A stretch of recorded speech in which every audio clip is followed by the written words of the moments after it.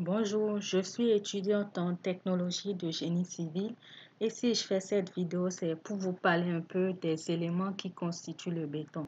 Je sais que la plupart d'entre vous avez déjà entendu parler du béton, vous savez à peu près ce que c'est, mais je fais la vidéo pour vous donner un peu plus d'informations par rapport à ça. Le béton, c'est quoi?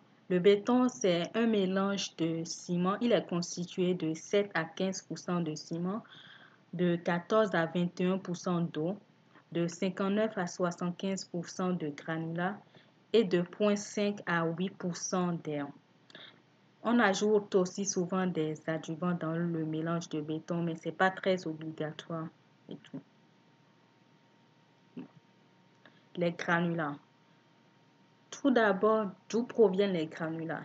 Les granulats proviennent de blocs de rochers qu'on a broyés ou de carrières où on utilise des dynamites pour casser les roches, pour faire exploser les roches en 1000 morceaux. Et ces petits morceaux, c'est ça qu'on appelle les granulats. Nous avons aussi les granulats qui proviennent des fonds marins, des rivières et des lacs. Ces granulats, on les appelle souvent les granulats naturels parce qu'ils ont été polis avec le temps par l'eau.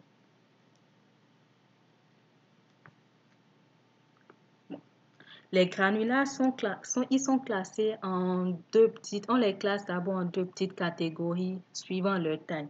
Nous avons les granulats, les gros granulats qui, eux, ont un diamètre supérieur ou égal à 5 mm. Et nous avons les petits granulats qu'on appelle aussi granulats fins qui ont un diamètre inférieur à 5 mm. Et tous ces granulats sont classés maintenant en deux grandes catégories qu'on appelle les granulats roulés, qui sont, eux, pour la plupart, proviennent des rivières, des fonds marins, des lacs, comme je vous l'avais dit. Et nous avons aussi les granulats concassés. Vous allez remarquer que les granulats roulés, eux, ils ont une forme aplatie, allongée. Ils sont de forme arrondie et tout, on dirait des tiges, alors que les granulats concassés sont anguleux et sont rugueux. Quels granulats utilise-t-on pour faire le mélange de béton? C'est surtout les granulats concassés qui sont recommandés parce que, au fait, ces granulats adhèrent vite à la pâte de ciment. Je vais ouvrir une parenthèse. La pâte de ciment, je suis sûre que vous allez penser que la pâte de ciment, c'est juste du ciment et de l'eau. Mais non, c'est pas ça. La pâte de ciment, c'est un mélange de ciment, d'eau et d'air entraîné. Donc, ces granulats concassés, ils adhèrent plus vite à la pâte de ciment à cause de leur forme anguleuse et du fait qu'ils sont rugueux et ils donnent une meilleure résistance au béton.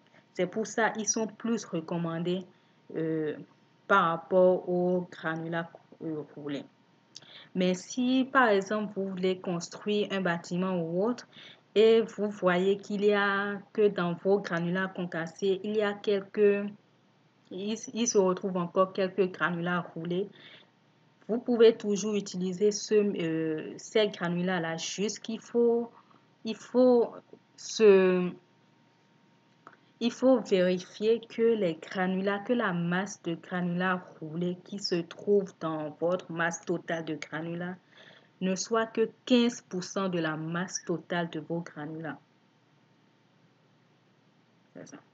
Dans le fond, donc en total, au fait, les granulats, au fait, ils influencent beaucoup sur la maniabilité, sur la résistance du béton, du fait de leur forme, de leur texture.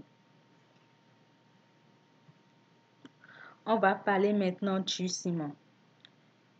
Le ciment, qu'est-ce que le ciment?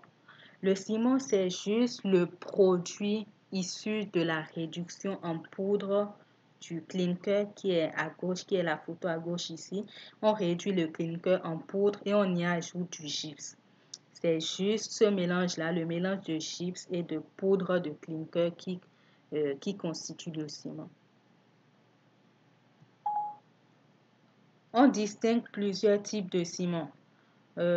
Nous avons le ciment Portland. Je vais ouvrir une autre parenthèse.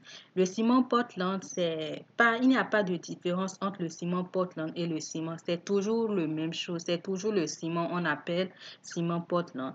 Pourquoi on l'appelle comme ça? Parce que dans les années 1800, je me rappelle plus trop du nom. Il y a un inventeur, je crois bien, qui voulait. Il y a eu un homme qui voulait confectionner du béton.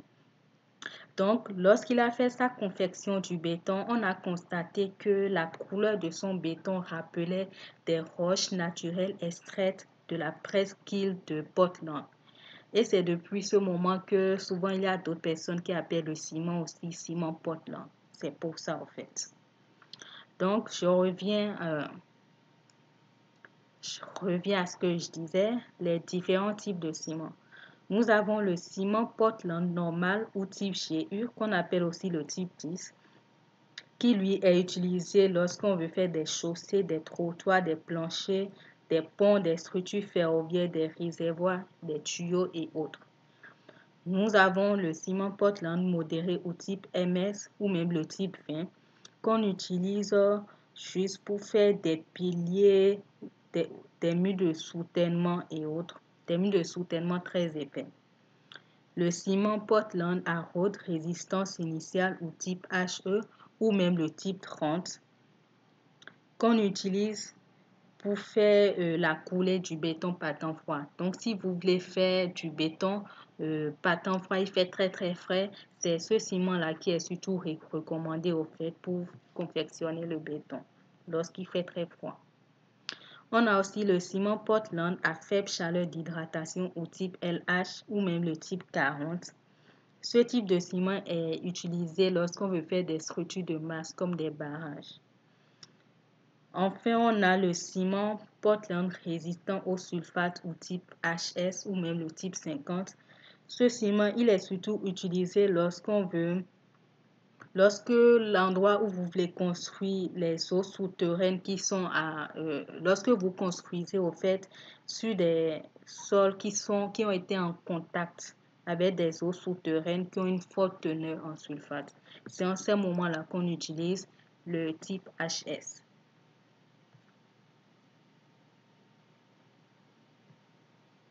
Les adjuvants maintenant. Qu'est-ce qu'un adjuvant?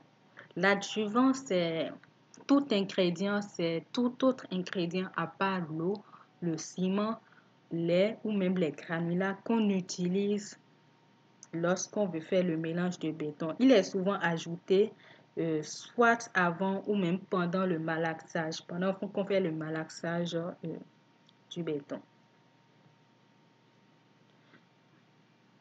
D'abord, avant de parler des différentes catégories d'adjuvants, je vais d'abord vous dire au fait pourquoi il est surtout recommandé de l'utiliser. C'est juste parce qu'il diminue le coût de la construction en béton. Il donne au béton une certaine caractéristique plus efficace. Il assure la qualité durant le malaxage, le transport, la mise en place et la cure du béton dans des conditions très très défavorables. Donc, lorsque vous êtes dans des conditions qui ne sont pas du tout favorables, vous pouvez utiliser les adjuvants dans le béton pour garder pour qu'il soit de bonne qualité durant le malaxage, le transport, sa mise en place et la cure.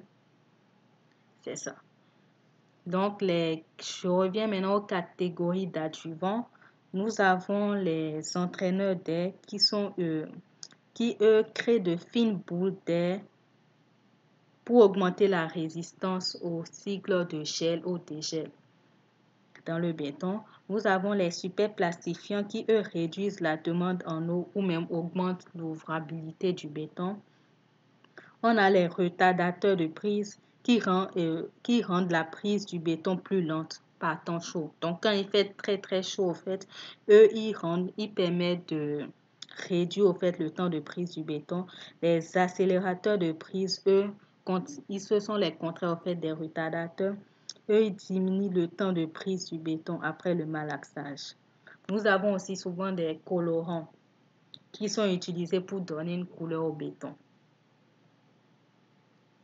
On va maintenant parler de l'eau. L'eau, quel est le rôle de l'eau dans le béton? L'eau, en fait, il permet l'hydratation du ciment et il est aussi responsable du durcissement du ciment. Au fait, pour pouvoir utiliser l'eau, c'est pas toute eau potable ou c'est pas l'eau de mer, c'est pas n'importe quelle eau qu'on prend pour faire un mélange de béton. Il faut vérifier qu'il n'y ait pas d'impuretés dans l'eau qu'on va utiliser pour faire le béton.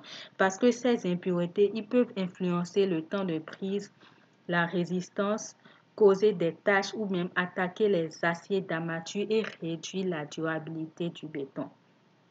Donc, comme impureté, on peut parler des huiles, de certains sels, des acides, des résidus d'égout, des algues.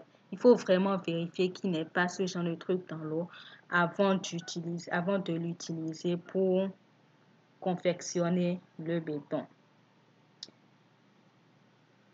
Mais naturellement, tout eau est utilisable pour faire le mélange à béton. Juste qu'il faut vérifier s'il n'y a pas d'impureté. Il y a des tests qui se font au fait, même sur l'eau, pour savoir quel pourcentage d'impureté il y a dans l'eau et si cette eau peut être utilisée pour confectionner le béton.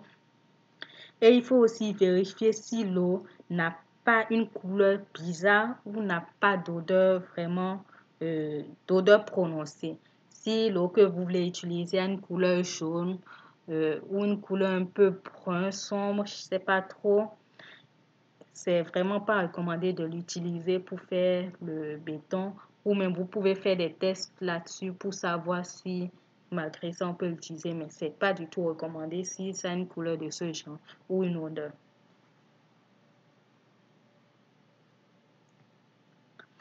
Nous allons parler maintenant de l'air entraîné.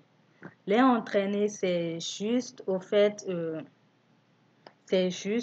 un élément, au fait, c'est le produit issu des entraîneurs des adjuvants dont je vous avais parlé, au fait. Ce sont ces adjuvants-là qui apportent l'air entraîné au béton. Et comme on avait dit, au niveau des adjuvants, ils créent de fines bulles, d'air pour augmenter la résistance du béton. Donc, leur but, au fait, c'est d'augmenter la résistance du béton. Ils permettent aussi au béton d'être plus maniable et d'être plus ouvrable. Donc, c'est tout. Et ce sera tout pour cette vidéo. Je vous remercie de m'avoir écouté et j'espère vous avoir apporté un peu plus d'informations par rapport des éléments qui constituent le béton. En tout, on peut juste conclure que chaque élément qui constitue le béton, il y a certaines conditions, il y a certaines règles qu'ils doivent respecter avant qu'on les utilise dans la confection du béton. Ce sera tout. Merci.